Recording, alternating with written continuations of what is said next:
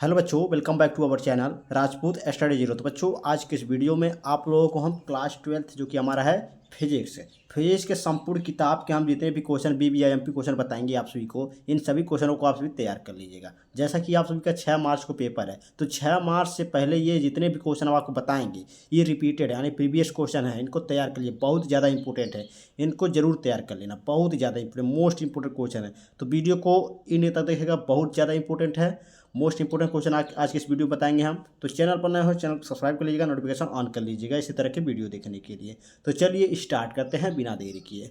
तो चलिए देखते हैं। तो हमारा पहला जो रिपीटेड क्वेश्चन है वो है हमारा, देखिए बहुत ज़्यादा इंपॉर्टेंट है। वैद्युत द्विध्रुव आघूर्ण की परिभाषा, मात्रक व विमा लिखिए।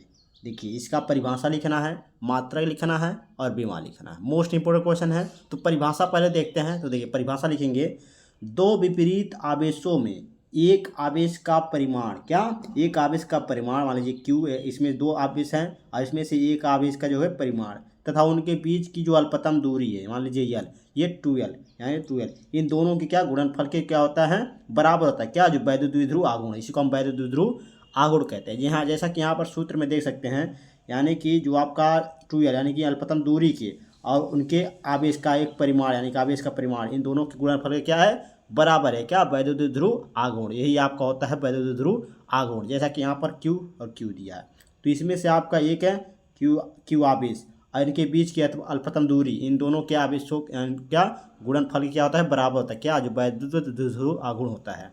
तो ये हो गया इसका जो कि परिभाषा। मात्रक लिखेंगे, मात्रक होता है इसका कूलाम मीटर। क्या, कूलाम, आवेश का मात्रक कूलाम, लंबाई का मीटर मीटर, यानी कूलाम मीटर होगा। इसको एक और मात्रक इसका जानते हैं, डिबाई, इसका नाम होता है डिबाई। इसको भी कहते हैं, कभी काल ये बहुविकल्प पूछता है कि जो है वैद्युत द्विध्रुव आघूर्ण का मात्रक क्या होता है। तो ये कूलाम मीटर दिया रहता है, कभी काल ये नहीं दिया रहता, तो ये दिया रहेगा, तो इस पर मार दीजिएगा ट्रिक। तो ये आपका डिबाई, ये सही हो जाएगा। बीमा लिखेंगे, बीमा आपका LTA हो जाएगा। क्या, LTA, ये इसका हो जाएगा बीमा। उसके बाद सूत्र ये है P बराबर 2QL, ये फार्मूला है इसका, किसका, वैद्युत द्विध्रुव आघूर्ण का। तो ये मोस्ट इंपोर्टेंट क्वेश्चन था, पहला नंबर। उसके बाद चलिए हम क्वेश्चन नंबर दूसरा देखेंगे जो आपका रिपीटेड है, उससे देख लेते हैं। दूसरा नंबर जो आपका रिपीटेड क्वेश्चन है वो है गॉस का प्रमेय। क्या, गॉस प्रमेय का नियम 2 नंबर में पूछता है। तो गॉस प्रमेय का नियम क्या है देख लीजिए, बहुत ही इंपॉर्टेंट है। तो लिखेंगे गॉस की प्रमेय के अनुसार, सेम टू सेम इसी प्रकार लिखिएगा जिस प्रकार मैंने लिखा हूँ इस वीडियो में।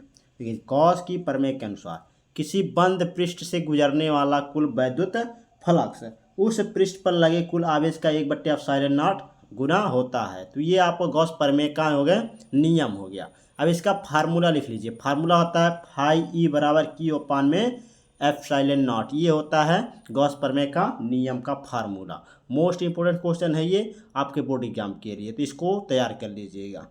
उसके बाद हम चलिए देखते हैं क्वेश्चन नंबर 3 को। क्वेश्चन नंबर 3 आपका न्यूमेरिकल है, बहुत ज़्यादा इंपॉर्टेंट है। देखिए न्यूमेरिकल बहुत ज़्यादा रिपीटेड है, तो इसको ज़रूर तैयार कर लीजिएगा। चलिए देखते हैं न्यूमेरिकल में क्या कहा गया है। तो दिया है 1.5 × 10⁻³ कूलाम आवेश पर 2.25 न्यूटन बल कार्य करता है। उस बिंदु पर वैद्युत क्षेत्र की तीव्रता ज्ञात कीजिए। क्या, वैद्युत क्षेत्र की तीव्रता ज्ञात करना है। तो जो दिया है न्यूमेरिकल सॉल्व करने का तरीका जानिए। आपको शुरू से लेकर लास्ट तक एक एक पॉइंट को देखते हुए चलना है, यही न्यूमेरिकल सॉल्व करने का तरीका है। देखिए शुरू में आपका क्या दिया, 1.5 × 10⁻³ कूलाम आवेश, यानी Q बराबर हमारा दिया है 1.5 × 10⁻³ कूलाम। उसके बाद आगे चलते हैं, पर 2.25 न्यूटन बल हमारा दिया नहीं, F बराबर 2.25 दिया है, कार्य करता है। उस बिंदु पर वैद्युत क्षेत्र की तीव्रता ज्ञात कीजिए। तो वैद्युत क्षेत्र की तीव्रता का फार्मूला होता है E बराबर F/Q, ये फार्मूला होता है वैद्युत क्षेत्र की तीव्रता का।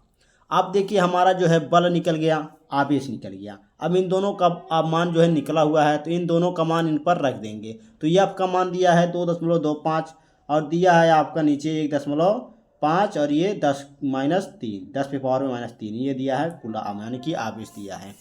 तो इसको हम भाग देंगे, तो इसका भाग देंगे इसमें, तो कितना आएगा, तो ये आपका देखिए ऊपर जाएगा, ये हो जाएगा यहाँ पर, ये माइनस से ऊपर जाए प्लस। आपको हम इस पर ग्राफ में बता देते हैं ताकि आप सभी को अच्छे तरीके से समझ में आ जाए।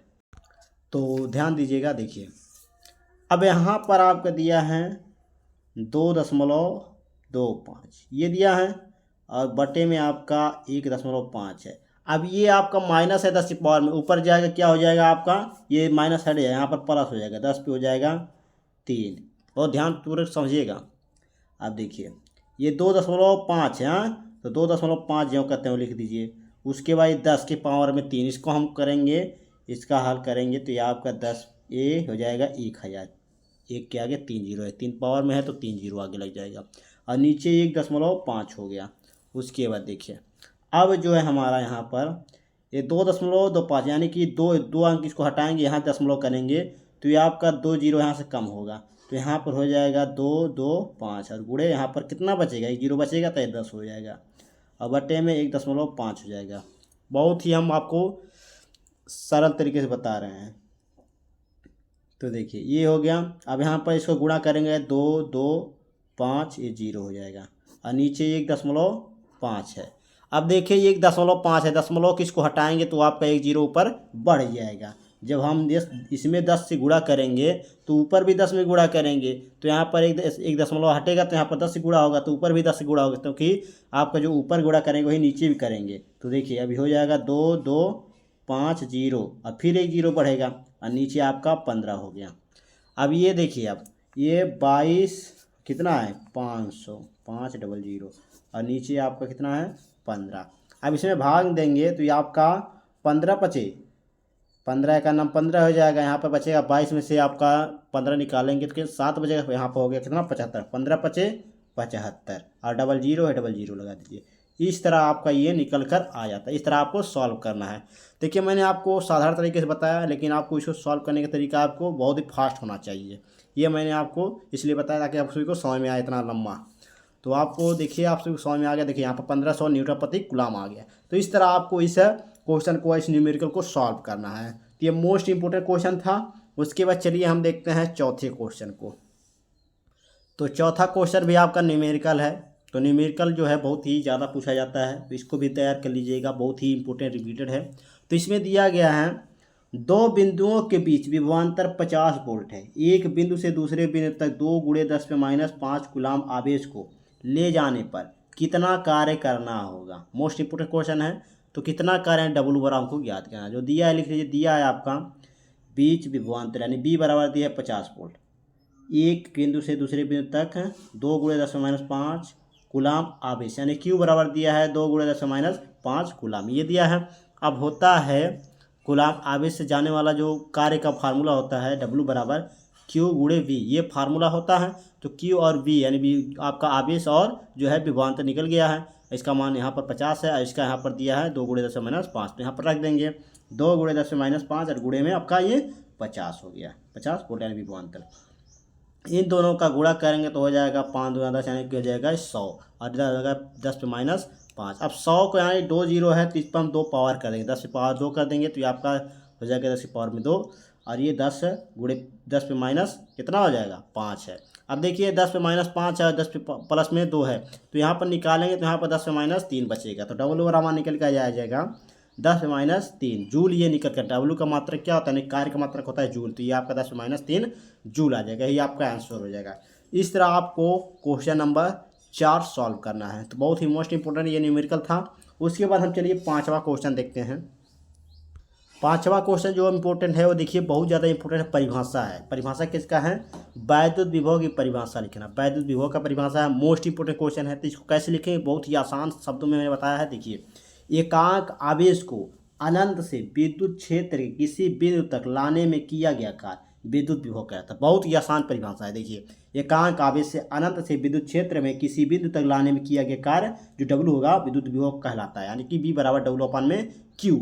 ये इसका फार्मूला होगा, फार्मूला तैयार रखिएगा, क्योंकि जो है न्यूमेरिकल बहुत ज़्यादा पूछे जाते हैं। फिर मात्रा लिखेंगे। मात्रा क्या है, डब्ल्यू का मात्रा यानी कार्य का मात्रा जूल होता है, आवेश का मात्रा कूलम, जूल प्रति कूलम हो जाएगा। या फिर इसका एक और मात्रक होता है वोल्ट। क्या वोल्ट का विकल्प वोल्ट भी दिया रहता है बहुविकल्प में, इसको तैयार कीजिए। उसके बाद हम 6ठा नंबर क्वेश्चन देखेंगे। 6ठा नंबर भी क्वेश्चन आपका मोस्ट इंपोर्टेंट है। देखिए बहुत ज़्यादा इंपॉर्टेंट ये भी है। तो इसमें कहा गया है समविभव पृष्ठ की परिभाषा लिखिए। क्या समविभव पृष्ठ की परिभाषा, बहुत ही आसान शब्दों में बताऊंगा। देखिए किसी वैद्युत क्षेत्र में, क्या किसी वैद्युत क्षेत्र में स्थित वह पृष्ठ जिसके प्रत्येक बिंदु पर विभव क्या होता है समान होता है उसे समविभव पृष्ठ कहते हैं। किसी वैद्युत क्षेत्र में स्थित वह पृष्ठ जिसके प्रत्येक बिंदु पर जो विभव होता है समान होना चाहिए, इसे हम क्या कहते हैं, समविभव पृष्ठ कहते हैं। बहुत ही इंपॉर्टेंट ये क्वेश्चन है, 6ठा नंबर। उसके बाद हम चलिए 7वें नंबर क्वेश्चन को देखते हैं।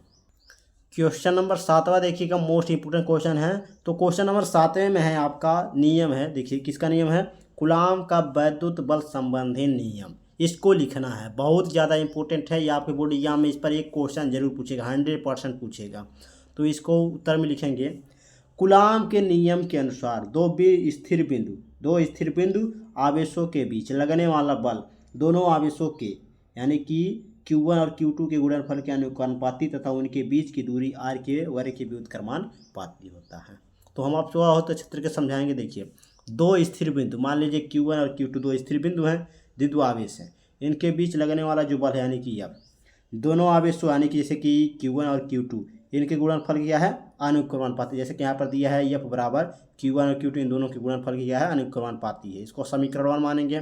तथा उनके बीच की दूरी यानी कि r, ये r है ना, इनके व्युत्क्रमानुपाती होगा। कौन, जो बल इनके बीच लगने वाला बल है उसकी जो है व्युत्क्रमानुपाती होता है। कौन, r, जो वर्ग, r जो दूरी के वर्ग के बराबर होता है, यानी कि व्युत्क्रमानुपाती होता है। यानी यफ है व्युत्क्रमानुपाती 1/r², ये बटे में रहेगा, ये व्युत्क्रमानुपाती है। इसको समीकरण 2 मान लेंगे। समीकरण 1 और समीकरण 2 को जब मिलाएंगे हम तो हमारा बनेगा यफ अनुपाती Q1 Q2/r², ये बनेगा इसका फार्मूला। उसके बाद यहाँ पर भी फार्मूला ये कंप्लीट नहीं हुआ है। यहाँ पर देखिए, इसको जब हम हटाएंगे अनुपाती, तब इसको यहाँ पर एक नियतांक जुड़ेगा। जब ये बराबर का चिन्ह बनेगा तो यहाँ पर एक नियतांक जुड़ेगा, क्या, के जुड़ जाएगा। नियतांक प्रावैतुक नियतांक जो है के जुड़ेगा, तो हो जाएगा यह बराबर के Q1 Q2/r²। अब के बराबर में होता है आपका 1/4πε0, क्या, 1/4πε0 होता है। तो यहाँ पर हो जाएगा 1/4πε0 Q1 Q2/r², ये फार्मूला हो जाएगा कूलाम के नियम का। बहुत ज़्यादा इंपॉर्टेंट है ये क्वेश्चन, तो इसको तैयार कर लीजिएगा। मोस्ट इंपोर्टेंट क्वेश्चन है, क्वेश्चन नंबर 7वां। उसके बाद हम चलिए देखते हैं क्वेश्चन नंबर 8वें को। क्वेश्चन नंबर 8वां देखिए, बहुत ज़्यादा इंपॉर्टेंट ये भी है। क्वेश्चन नंबर 8वां है, क्रांतिक कोण की परिभाषा लिखिए। क्या, क्रांतिक कोण की परिभाषा लिखना, मोस्ट इंपोर्टेंट क्वेश्चन है। उत्तर लिखेंगे, सघन माध्यम में बना हुआ है आपतन कोण जिसके लिए विरल माध्यम में अपवर्तन कोण जो है 90 डिग्री हो, क्रांतिक कोण कहलाता है। क्या, जो सघन माध्यम में बना हुआ है आपतन कोण जिसके लिए जो विरल माध्यम है उसका अपवर्तन कोण जो होगा 90 अंश होना चाहिए, वही क्रांतिक कोण कहलाता है। मोस्ट इंपोर्टेंट क्वेश्चन है क्वेश्चन नंबर 8वां।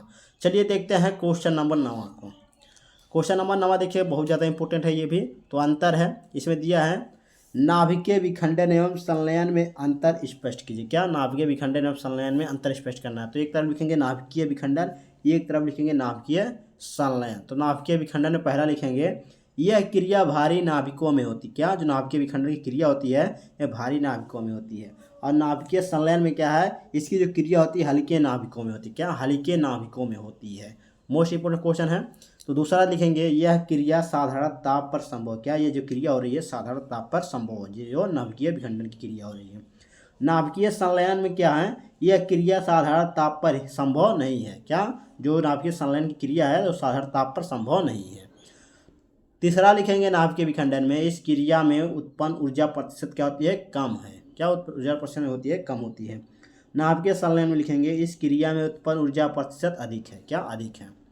उसके बाद हमारा चौथा लिखेंगे, इस क्रिया को नियंत्रित किया जा सकता है। किस क्रिया को, नाभिकीय विखंडन को, क्रिया को हम नियंत्रित कर सकते हैं। लेकिन आपका नाभिकीय संलयन है इसमें जो है इस क्रिया को नियंत्रित नहीं किया जा सकता। तो ये था आपका मोस्ट इंपोर्टेंट क्वेश्चन 9वां नंबर, जो कि बहुत ज़्यादा इंपॉर्टेंट है। उसके बाद चलिए हम क्वेश्चन नंबर 10वां देख लेते हैं।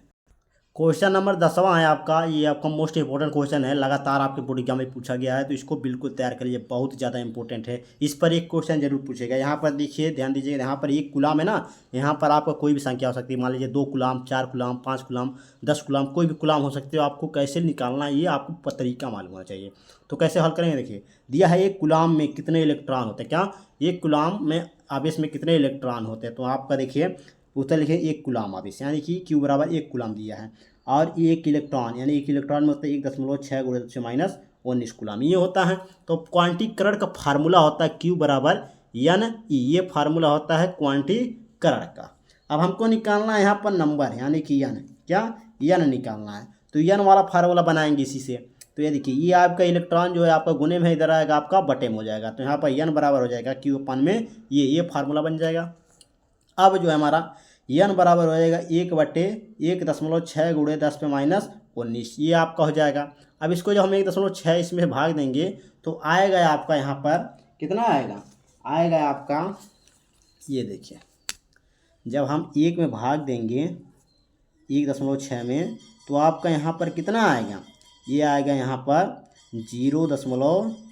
ये आपका ये आ गया 6, 0.6 और 2 5 ये आएगा। जब यहाँ पर 0.625 आया तो यहाँ पर गुणे 10 पे -19 है, ये 19 है, ऊपर गया, ये माइनस वाला ऊपर गया ना तो प्लस हो गया, ये 19 है। जब यहाँ पर ये दशमलव हम एक अंक आगे बढ़ाएंगे, यहाँ पर 6.25 करेंगे तो यहाँ पर एक घट जाएगा, यहाँ पे एक माइनस हो जाएगा, तो यहाँ पर हो जाएगा 10 पे 18, ये आपका निकल कर आ जाएगा इस तरह आंसर। तो आपका जो क्वेश्चन नंबर 10 था बहुत ही मोस्ट इंपोर्टेंट क्वेश्चन था। तो यानी कि एक कूलम इलेक्ट्रॉन में एक कूलम आवेश में कितने इलेक्ट्रॉन होते हैं, तो कितने होते हैं कूलम आवेश में कितने इलेक्ट्रॉन होते हैं, तो 6.25 गुणे 10 पे 18 इलेक्ट्रॉन ये होते हैं एक कूलम आवेश में इलेक्ट्रॉन। मोस्ट इंपोर्टेंट क्वेश्चन है, इसको जरूर तैयार कर लीजिए, ये क्वेश्चन इस पर जरूर पूछेगा, 100% पूछेगा। तो ये था 10 मोस्ट इंपोर्टेंट क्वेश्चन जो आपके बोर्ड एग्जाम के लिए रिपीटेड हैं, प्रीवियस क्वेश्चन हैं, तो इनको आप नोट्स के लिए तैयार कर लीजिएगा।